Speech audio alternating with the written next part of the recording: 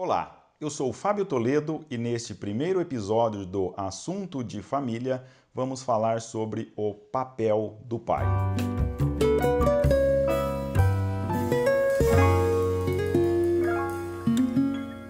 Como vocês sabem, a Bárbara fez uma pergunta no Pod Clássica do seguinte teor: o que você perguntaria para um pai de 11 filhos? Vieram muitas perguntas, que pretendemos falar sobre elas no momento oportuno, mas eu resolvi, nessa nossa primeira conversa, pensar uma precisamente porque ela aborda uma questão que me parece fundamental no relacionamento conjugal, na educação dos filhos, no assunto de família. A pergunta veio da Liz de Souza, da Alemanha, que disse o seguinte: você também ajuda a limpar a casa? A minha resposta, Liz, não ajudo. Bom, como assim não ajuda? Isso parece que está fugindo do perfil dessa nossa conversa. O que você quer dizer com isso? Olha, eu quero dizer que dentro do relacionamento conjugal, dentro da administração da família e principalmente na educação dos filhos, nós deveríamos riscar o verbo ajudar. Quando a gente fala em ajudar ou você ajuda, transmite-se a noção muito clara de que há um responsável, há alguém a quem cabe aquela atribuição, aquela tarefa, aquela missão, e você vai exercer um papel ali de coadjuvante, ajudando, cumprindo ordens, seguindo recomendações, fazendo o que me pede. Em suma, vou levantar do sofá para fazer alguma coisa se ela me pedir. Acontece que nada disso. O papel do pai é muito mais do que simples ajudar, do que um simples ajudante. E não digo isso com uma certa preocupação em colocar o pai numa situação de inferioridade no lar, nada disso. Não é essa a preocupação e também não é isso que queremos dizer com o riscar o verbo ajudar. O que queremos dizer ao riscar o verbo ajudar é chamar aos pais a uma corresponsabilidade. Se tivermos que definir o seu papel junto com a mãe na administração da família, na educação dos filhos e mesmo nos afazeres da casa, a melhor expressão que utilizaria é corresponsável. Sócio mesmo. Sócio num empreendimento comum. Pai e mãe juntos, ambos atuando lado a lado nessa nobre, sublime e maravilhosa missão de administrar a nossa família, de educar os nossos filhos. Ainda voltando ao tema que nos cabia, se pai ajuda, e eu disse que não, e não precisamente porque o pai deve ser corresponsável, igualmente responsável. Isso não quer dizer que ele vá dedicar, que pai e mãe têm de dedicar o mesmo tempo nesse empreendimento. Isso dependerá muito das peculiaridades da família.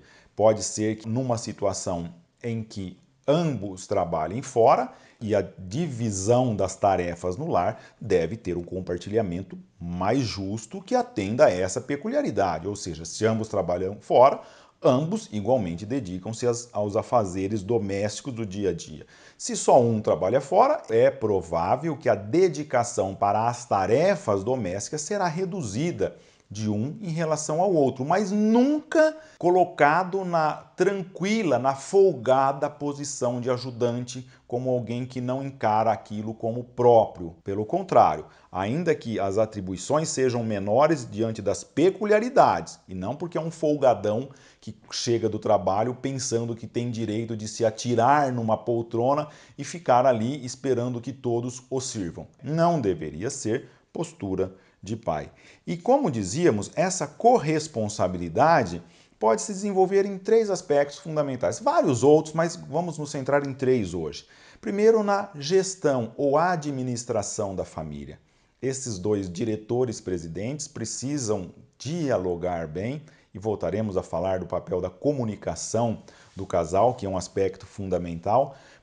Essa diretoria precisa de reuniões periódicas para tratar de assuntos, por exemplo, do relacionamento conjugal, de algum aspecto que possa melhorar, de algum aspecto da vida íntima do casal que mereça a sua atenção, sim. Pode e deve ser pauta constante das reuniões dessa diretoria, dessa empresa, a educação dos filhos, fazer planos de ação, ir a fundo nos problemas que os filhos estejam passando. Olha, é fundamental que pai e mãe tenham um tempo para dialogar em relação à educação dos filhos.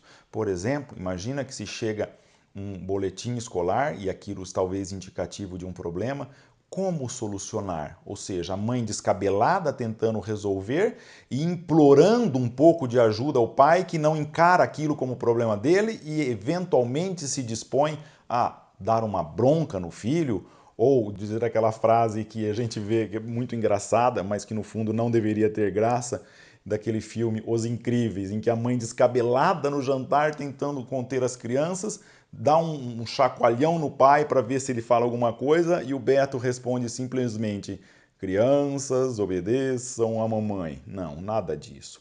Pai responsável não é simplesmente esse que precisa pegar no tranco, vamos assim dizer, muita insistência e de muito implorar por parte das mães. Deve participar, os dois são cogestores, os dois participam ativamente na educação dos filhos, ambos se interessam pela situação escolar, se interessam se fez lição, se não fez lição, se interessam pelo que eles assistem, o que eles não assistem na TV, enfim, todos os temas relacionados à educação dos filhos devem passar como pauta dessa diretoria, da qual o pai é um membro atuante, é um corresponsável. E depois, e talvez seja mais essa a tônica da pergunta da Liz, na execução das tarefas domésticas também. Se me perguntarem, bom, e na sua família? Fábio, você tem 11 filhos, como que vocês fazem? Todos têm encargos. Todos temos encargos na execução dos afazeres domésticos, inclusive o pai, inclusive a mãe. Nada disso, cheguei em casa. Olha, aliás, agora, se me permitem, as mulheres, quando ouvem eu falando isso, eu tenho o receio de que elas vão mandar essa parte muito especial para os maridos com um tom de cobrança. O tom de cobrança não costuma funcionar muito. Mas agora eu quero falar assim para os pais, ainda que esse conselho sirva para as mães também. Olha, a função de um pai é como se ele fosse um jogador de futebol participando de uma partida que sempre tem prorrogação. Como assim prorrogação? Olha, a gente acorda, vai para o trabalho, tem toda aquela labuta na parte da manhã, cada um de nós sabe como que é, quais são as dificuldades nesse primeiro tempo. Uma pausa para o almoço, muitas vezes breve, e já começamos o segundo tempo. Depois de tanta luta, uma partida difícil, uma partida acirrada, chega a hora de ir para casa. Acabou o jogo? Não. Agora vai começar o terceiro tempo, ou seja, sempre tem prorrogação. Vamos chegar em casa e a luta, de certo modo, precisa ser mais esmerada na prorrogação. A prorrogação é o tempo decisivo. Até porque, imagina que a gente tenha conseguido um primeiro tempo fantástico, um rendimento no trabalho na parte da manhã invejável, aquilo tudo deu muito bem, na reunião teve sucesso, deu uma pausa para o almoço foi um negócio, foi também frutífero. Puxa, na parte da tarde correu tudo bem, ixi, mas então hoje não tem prorrogação? Não tem. E se perder a prorrogação, perdeu o jogo. E às vezes não termina nem na prorrogação. Porque vamos deitar e uma criança passa mal de noite, tem febre, uma criança acorda vomitando e levantamos e vamos para os pênaltis. E vamos participando dessa fantástica batalha. Então, pais, fiquem com isso na cabeça. Não dá para chegar em casa e sentar numa poltrona. A vida de um pai é um jogo, é uma partida de futebol que sempre tem prorrogação e esteja preparado também para os pênaltis. E nessa execução das tarefas que temos em casa, pai é um a mais. Em casa, às vezes, a gente costumava ter encargos fixos, ou seja, colocava lá uma tabelinha na geladeira, fulano de tal tira a mesa, o outro põe a mesa do jantar, toda uma lista de tarefas. Não digo que isso seja ruim, pelo contrário, foi algo muito bom que funcionou durante muito tempo na nossa família, mas atualmente a gente tem uma distribuição de encargos mais dinâmicas. Por exemplo, terminou o jantar, olha, hoje a adolescente, a vestibulanda tem que estudar, então você faz as coisas que já são primeiro, você já vai cuidando de tirar a mesa, já vai ajeitando a louça, daqui a pouco o papai vai ali e lava o que faltou, enfim. E aliás, se me permitem, nessa atribuição de tarefa, na execução de tarefas do lar, são oportunidades educativas incríveis, incríveis. Uma vez uma filha minha chegou a se fazer a seguinte queixa: pai, quando a gente não tinha lava-louça, você lavava a louça e eu enxaguava e a gente conversava bastante. Depois que veio a lava-louça, isso diminuiu um pouco. Felizmente, as lava-louças que vêm para o Brasil são diferentes das lava-louças da Alemanha, Liz. Aqui não cabe panela, não cabe travessas muito sujas, então mesmo que a gente coloque parte na lava-louça, sempre sobra aquela tigela encrostada que vai levar um tempo para lavar. E é ali que a gente conversa com aquele filho que se chama para ajudar, é ali que surgem aqueles assuntos que talvez não surgiriam em outras ocasiões.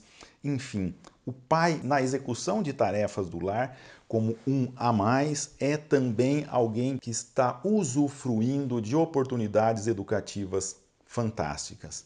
Então, participem sim, o pai tem de participar muito ativamente nesses aspectos na educação dos nossos filhos. E não só nisso, o grande fantástico da vida familiar, e não só em famílias numerosas, em famílias pequenas também, são aqueles imprevistos que de certo modo vão dando sabor, né? Vai dando gosto aos filhos. Eu vou até falar um pouquinho da minha experiência, até abrindo de certo modo a intimidade com vocês nesse canal, que parece que é o seguinte, parece que na hora que você senta, eu tinha uma filha, tenho uma filha, que parece que na hora que você senta para o jantar, era bem a hora que ela sujava a fralda com o número 2. E uma espécie de despertador que eu desenvolvi numa temporada para manter o bom humor nessa situação, eu dizia o seguinte: poxa, adoro trocar fralda, principalmente na hora que o jantar está servido e eu coloquei uma taça de vinho. Ia trocar fralda com ela nessa situação. E criança não entende ironia. E eu não estava sendo irônico, mas é claro que aqui era um expediente motivacional para fazer com bom humor trocar fralda naquela situação. Acontece que as crianças pequenas não entendem isso e levam tudo ao pé da letra.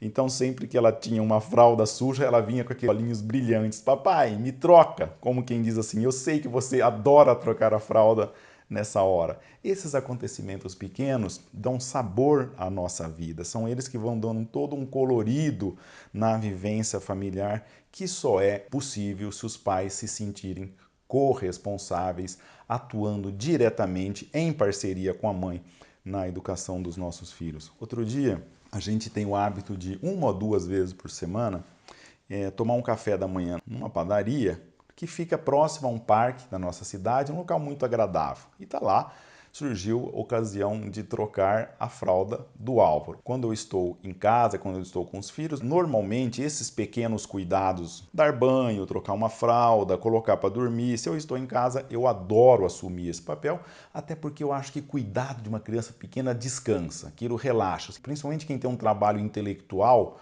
você curtir aquela criança, você cuidar, aquilo acaba sendo prazeroso, gostoso. É como que uma terapia que vai gerando uma empatia com o filho que vai ser fundamental naquela fase e em outras também para que você exerça bem a autoridade, que pode ser um tema que voltaremos a falar disso em breve. Mas nesse episódio que eu dizia para vocês, fomos nessa padaria e só que já estava na hora de sair, senão eles chegariam atrasados na escola. E o Álvaro resolveu fazer de novo o número 2. O local ali não era dos melhores, mas conseguimos trocá-lo, sempre contando uma historinha do jeito que ele gosta. E a minha esposa tirou uma foto porque o ambiente também favorecia, o equipamento que ela tinha na mão também era interessante e acabou me dando de presente aquela foto com uma dedicatória: eu te amo. Talvez estaria ela querendo dizer: eu te amo porque você faz isso. Não só por isso, mas eu te amo também porque você faz isso com os nossos filhos. Então, pais, nós não somos ajudantes. Tá certo que na presidência ali, elas têm um cargo um pouquinho acima da gente quando o assunto são a ordem da casa, a organização da casa.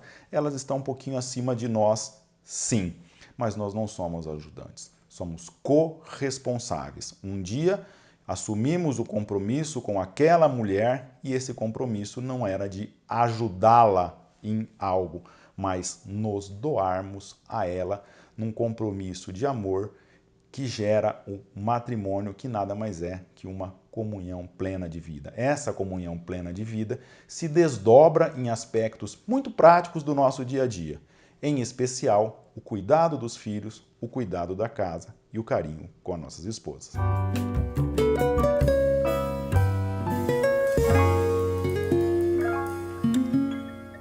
Você ouviu o podcast Assunto de Família, episódio número 1. Até a próxima.